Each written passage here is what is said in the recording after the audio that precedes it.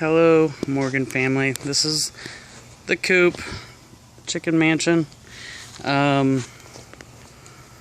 Got first problem. I sloped the roof back towards the fence there, so rain wouldn't go splash on the front here.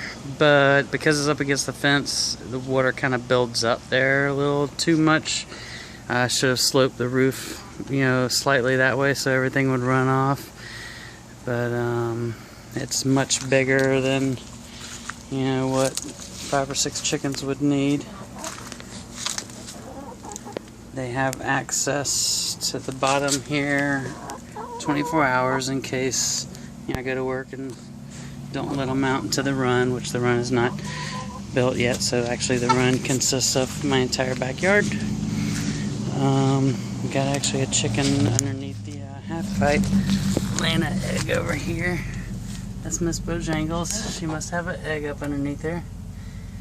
They like tar paper also. And my chicken coop does match my giant raised bed over here. So I've got the ceiling in here painted white because the chickens will stay out in the backyard until it's almost dark, and then they want to come in here because they can't really see well. And the white roof is just so they can see a little bit better whenever they're getting up onto the perch at night. This is actually 2 trays full of chicken poop and some pine shavings, mostly chicken poop. And these trays actually slide out the front, so that way a couple of my things fell off. But that way I can just drag those out and dump them into the compost bin. Don't use chicken wire. You want to use at least nothing small or nothing larger than a 1-inch hardware cloth. That way mice and stuff can't really get in there. The hardware cloth goes down about 6 inches into the dirt, and I've got landscape timbers and 4x4 posts on that. I put it on the outside of the fence because it's treated wood, that way in case I really didn't want the chickens having that much opportunity to chew on treated wood. Those posts there are treated, so hopefully they're still organic chickens. This whole little section I had to throw together real quick for the medium chickens we have now. Well, they were babies, but they're still not as big as our older chickens, and you can't really put chickens of different sizes cooped up together in the coop. They'll get killed. But this wall is going to come out, and the run will actually go around the greenhouse that I'm building here. I did have a problem with, as soon as summer heat got here and flies, I had a collection of chicken, but anytime the chickens would poop, there'd be a shit ton of flies on it. And I decided to go get some, I think it's called construction sand from Stone Plus over on Phillips Highway. I want to say it was like $35 a cubic yard, and I think I got a half a yard. I don't know about the price. I could be making those numbers up. But anyway, I lined the whole bottom of the cage here with that, and that took away the fly problem immediately. Normally this water jug has a lid on it, but my son didn't put it back on. This is my temporary water thing, which works great. 5-gallon bucket with some poultry nipples underneath it, and they just hit it and water comes out. They do use this little hole to get in there and up to their perch. Like I said, they usually sleep on that side.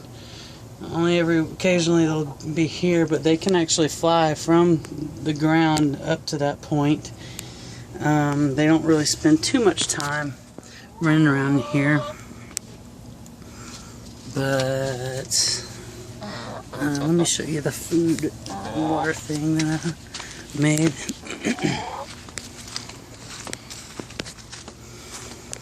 So I could fill this whole tube up with food, and you gotta buy either organic or GMO free stuff, preferably.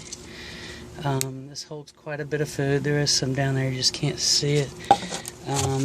Now I did glue this bottom cap on, and I would recommend not gluing it just because I would like to be able to take that off and clean out, you know, some of the old food.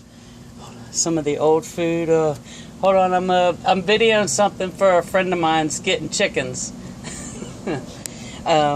So I would say to not glue this so you can clean out. I got some old food collecting down in there. I'm gonna have to cut it, you know, really to get it out because I got this thing all wired to it.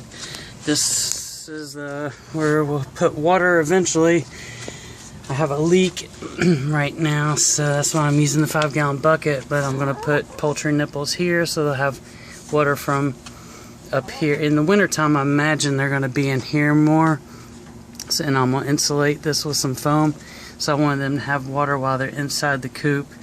And then there's also going to be a third nipple down here also.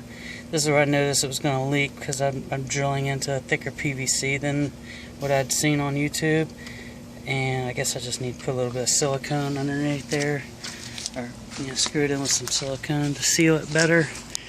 And I think that's about it, really. The chickens, I don't have the nesting boxes built. I was going to do it on here, but they started laying a month early, and they don't seem to have a problem digging a little hole in the corner back over there, usually, and laying some eggs. We've got 4 of them are laying right now, and we're getting 3 to 6 eggs every day. Like, it's a couple of these, especially that Rhode Island Red, is laying 2 a day, like 3 days in a row sometimes. I don't understand it. And they run around the backyard, and they got a couple of favorite places they lay eggs out here too, so I can let's see if she's sitting on an egg or not. Come on, Miss Bojangles. I'm sorry. Can we see what's underneath you? Can we see what's going on? Yep, we got 1 egg. Oh, is that? No, that's the dummy. Got a ball underneath there. I encourage them to lay there. So, yeah, she's thinking she's hatching somebody there. Alright, I hope that helps. Oh, diatomaceous earth. You need good food and diatomaceous earth. We put food grade diatomaceous earth. We put all around on the ground to keep bugs and ants and stuff out, and you can brush your teeth with it. Alright, I hope y'all enjoyed this. This was a door I was working on. Make it slide back and forth, but you know, that was just me messing around. Probably do something different. Alright, hope you enjoyed.